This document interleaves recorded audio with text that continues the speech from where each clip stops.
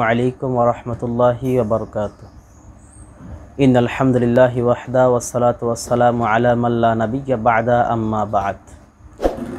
ফাআউযু বিল্লাহি মিনাশ শাইতানির রাজীম। বিসমিল্লাহির রাহমানির রাহিম। কুনতুম খায়রা উম্মাতিন উখরিজাত লিন-নাস তা'মুরুনা বিল মা'রুফ ওয়া তানহাউনা আনিল মুনকার ওয়া তু'মিনুনা বিল্লাহ। ইল আখির আয়া। আলহামদুলিল্লাহ, সমস্ত প্রশংসা আল্লাহ সুবহানাহু ওয়া তাআলার জন্য, যে আল্লাহ সুবহানাহু ওয়া তাআলা আমাদেরকে এরূপ একটি স্থানে একত্রিত হওয়ার তৌফিক দান করেছেন। এজন্য আমরা অন্তরস্থল থেকে শুকরিয়া আদায় করি। আমরা সকলেই বলি আলহামদুলিল্লাহ।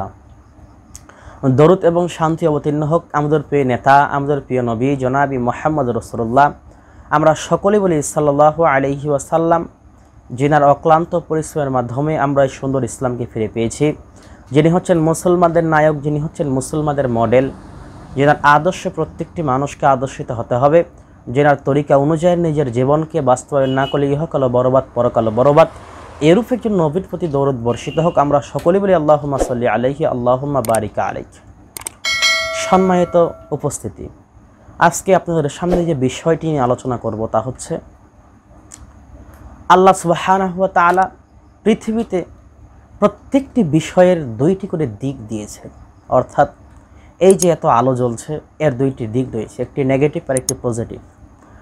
মানুষের মধ্যেও দুইটি দিক রয়েছে, ভালো খারাপ। প্রত্যেকটি জিনিসের ভালো খারাপ দিক রয়েছে, ভালো একটি দিক, খারাপ আরেকটি দিক। অনুরূপভাবে আল্লাহর নবী সাল্লাল্লাহু আলাইহি ওয়াসাল্লাম এর জীবন দশায় তিনি যে সমস্ত কাজকে ভালো বলে গণ্য করেছেন, তার মধ্যে অন্যতম একটি কাজ হচ্ছে ভালো কাজের আদেশ করা এবং মন্দ কাজ থেকে বাধা প্রদান করা। ভালো কাজের আদেশ সকল মানুষ করতে পারে, তবে মন্দ কাজ থেকে বাধা সকল মানুষ করতে পারে না। মন্দ কাজ এর বিপক্ষে কোনো মানুষ কথা বলতে পারে না, তবে ভালো কাজের আদেশ করতে পারে।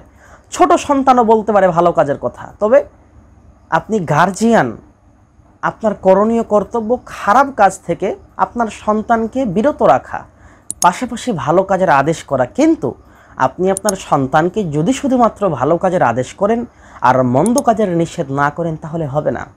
আল্লাহ সুবহানাহু ওয়া তাআলা সূরা আল ইমরানের 110 নম্বর আয়াতের মধ্যে বলছেন, কুনতুম খায়রা উম্মাতিন উখরিজাত লিন-নাস তা'মুরুনা বিল মা'রুফ ওয়া তানহাউনা আনিল মুনকার ওয়া তু'মিনুনা বিল্লাহ। তোমরাই সেই শ্রেষ্ঠ উম্মত, তোমাদেরকে উত্থান ঘটানো হয়েছে মানব জাতির জন্য। তোমরা ভালো কাজের আদেশ করবে এবং মন্দ কাজ থেকে নিষেধ করবে এবং তোমরা আল্লাহর উপর বিশ্বাস স্থাপন করবে। তাহলে প্রথম নাম্বার বাক্য হচ্ছে যে আল্লাহ সুবহানাহু ওয়া তাআলা ভালো কাজের আদেশ করতে বলেছেন, মন্দ কাজের নিষেধ করতে বলেছেন। তাই ভালো কাজের আদেশ করলেই শুধু হবে না, পাশাপাশি মন্দ কাজের নিষেধ করতে হবে। মন্দ কাজের নিষেধ আপনি কয়েকটি মাধ্যমে করতে পারেন। প্রথমত আপনার ক্ষমতা থাকলে আপনি হাত দ্বারা সেটাকে বাধা করতে পারেন। মানে কোনো স্থানে যদি ধরুন খারাপ কাজ চলছে, গান বাজনা চলছে, অথবা গ্রামের কয়েকজন ছেলে মিলে যে কোনো একটি স্থানে বসে ফ্রি ফায়ার গেম খেলছে, পাবজি গেম খেলছে, এমন তো অবস্থায় আপনি গার্জিয়ান, আপনার করণীয় কর্তব্য যে তাকে গিয়ে ধমক দিয়ে তার হাতে মোবাইলটি কেড়ে নেওয়া, তার হাত থেকে মোবাইলটি কেড়ে নেওয়া বা তাকে মায়ের দেওয়া, এই সমস্ত জিনিস আপনি গার্জিয়ান হাত দিয়ে আগে বাধা প্রদান করতে হবে। ধরুন বাজারে একটি হোটেলের মধ্যে একটি চায়ের দোকানে টেলিভিশন চলছে, আপনি সেখানে হাত দিয়ে মানা করতে পারেন, তাহলে টেলিভিশনকে আপনি বন্ধ করে দিন। যদি আপনি তা না পারেন, তাহলে তাকে অন্তত বলুন যে টেলিভিশন এভাবে চালানো জায়েজ নয়, অর্থাৎ এই সমস্ত নর্তকী বাজানো বা এই সমস্ত গান বাজনা বাজা জায়েজ নয়। যদি আপনি মানাও না করতে পারেন, তাহলে অন্তর দিয়ে ঘৃণা করুন এবং পরিকল্পনা করুন যে আমি এই জিনিসটিকে বাধা প্রদান করব। যদি অন্তর দিয়ে ঘৃণা করে চুপ করে থাকেন তা নয়, আপনাকে পরিকল্পনা করতে হবে, এই জিনিসটিকে বাধা প্রদান করতে হবে, তাহলেই শ্রেষ্ঠত্ব উম্মত হওয়া যাবে। অর্থাৎ ভালো কাজের আদেশ করতে হবে, পাশাপাশি মন্দ কাজের নিষেধ করতে হবে। জাবির ইবনে আব্দুল্লাহ রাদিয়াল্লাহু তাআলা আনহুর একটি হাদিস। জাবির ইবনে আব্দুল্লাহ রাদিয়াল্লাহু তাআলা আনহু বললেন, একথা আমরা আল্লাহর নবী সাল্লাল্লাহু আলাইহি ওয়াসাল্লামকে বললাম, ইয়া রাসূলুল্লাহ, আমরা আপনার নিকট কিসের বায়াত গ্রহণ করব?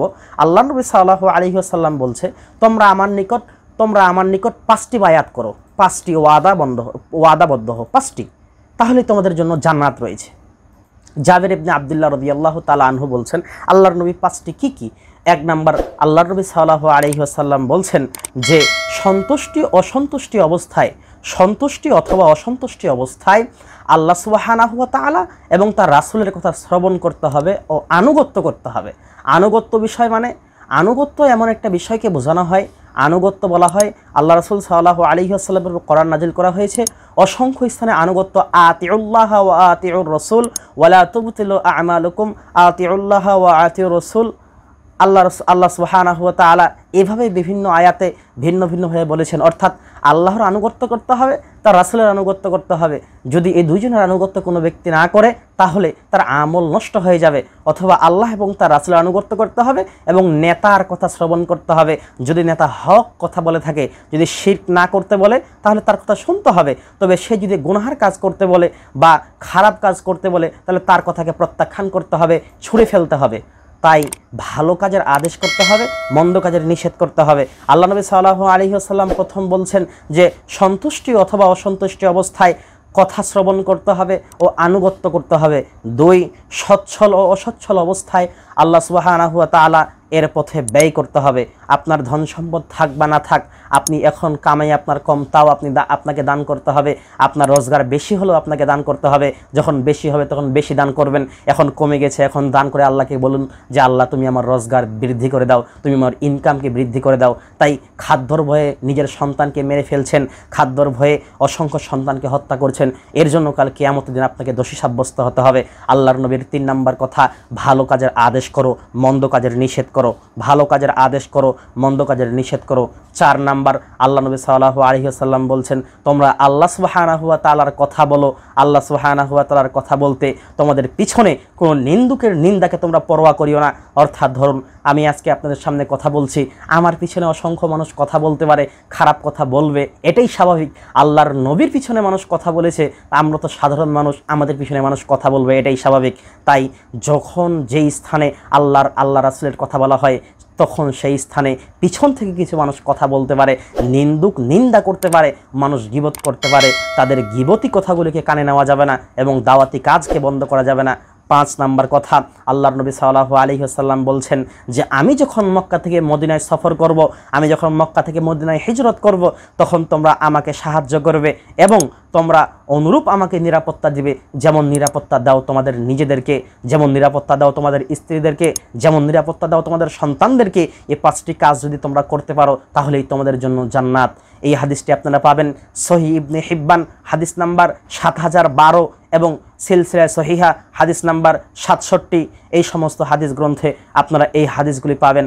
আল্লাহর নবী সাল্লাল্লাহু আলাইহি ওয়াসাল্লাম জাবির ইবনে আব্দুল্লাহ রাদিয়াল্লাহু তাআলা আনহুকে 5টি বায়াত করিয়েছিলেন। 5টি বায়াত করলেই বলেছিলেন জান্নাত। তার মধ্যে 5টি বায়াতের মধ্যে 3 নম্বর বায়াত যেটি হচ্ছে 3 নম্বর ওয়াদা, সেটি হচ্ছে ভালো কাজের আদেশ করা এবং মন্দ কাজের নিষেধ করা। আজকের আলোচ্য বিষয়ের নাম ভালো কাজের আদেশ এবং মন্দ কাজের নিষেধ। ভালো কাজের আদেশ সকল মানুষ করতে পারে, তো এই মন্দ কাজের নিষেধ সকল মানুষ করতে পারে না। আপনি দেখুন মন্দ কাজের নিষেধ করতে হবে। আজকে পৃথিবীর আনাচে কানাচে অসংখ্য স্থানে হাদিস বিরোধী কাজ চলছে। এই হাদিস বিরোধী যখন কাজ চলবে তখন আপনাকে মানা করতে হবে। যেভাবে আমরা কবর স্থানের মধ্যে অসংখ্য জিনিস, যখন মানুষকে আমরা মাটি দিতে যাই অসংখ্য জিনিস দেখতে পাই, তার মধ্যে একটি খারাপ বা একটি ভ্রান্ত কাজ হচ্ছে সকল মানুষ সালাতের পরে সম্মিলিতভাবে মোনাজাত করা। না মোনাজাত করলে অসংখ্য মানুষ গালিগালাজ করে আপনাদের দিকে না থাকতে পারে। অসংখ্য স্থানে এই সমস্ত জিনিস প্রচলিত রয়েছে। তার মধ্যে আরেকটি প্রচলিত বিষয় হচ্ছে যখন মানুষকে দাফন করে দেওয়া হয়, যখন মানুষকে কবরে শুয়ে দেওয়া হয়, তখন তার চারদিকে ভিন্ন ভিন্ন জিনিস করে দেওয়া হয়, অর্থাৎ খেজুরের ডাল দিয়ে দেওয়া হয়। যদিও তো খেজুরের ডাল দেওয়া এরূপ নয়, হাদিসটি ভিন্ন ক্ষেত্রে ব্যবহার হয়েছে, তাও আমরা জানি না, তবে আমরা এটিকেও সুন্নত বলে মনে করে নিয়েছি।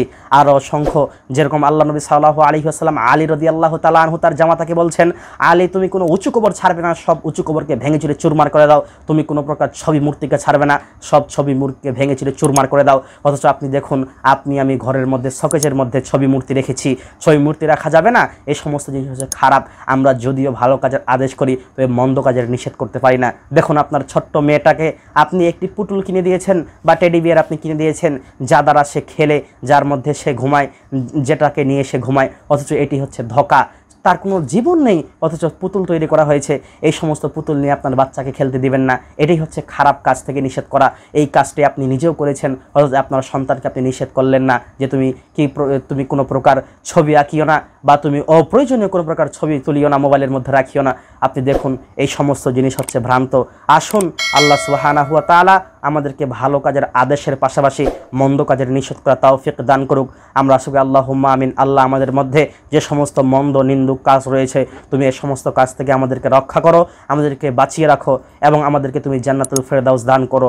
আমরা আসলে আল্লাহুম্মা আমিন সুম্মা আমিন। সুবহানাকা আল্লাহুম্মা ওয়া বিহামদিকা আশহাদু আল্লা ইলাহা ইল্লা আনতা আস্তাগফিরুকা ওয়া আতুবু ইলাইক। আসসালামু আলাইকুম ওয়া রাহমাতুল্লাহ।